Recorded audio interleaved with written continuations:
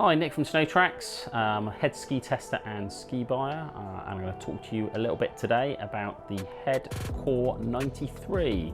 So the core range from Head are sort of well renowned as really good free ride skis, and part of the emphasis of that is their weight.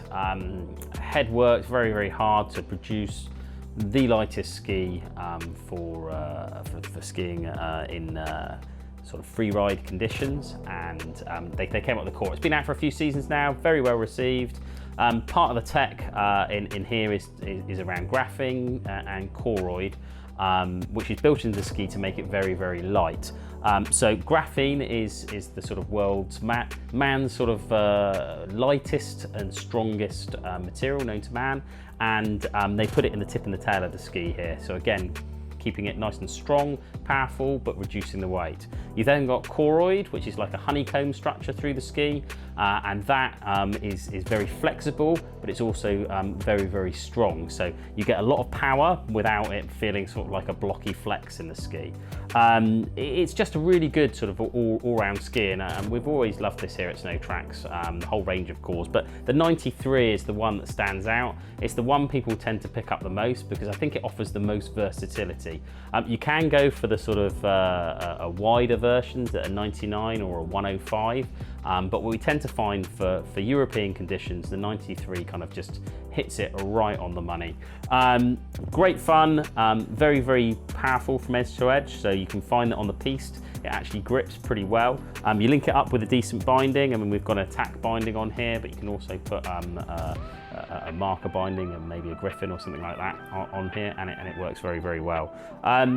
Multiple times we've tested this ski over the years. Our last little venture with this was out in Scotland in some pretty good conditions. I'll describe it as variable, so we had some fantastic piste and actually some really good off-piste with a few hidden rocks underneath, which one or two of us may have found at some point.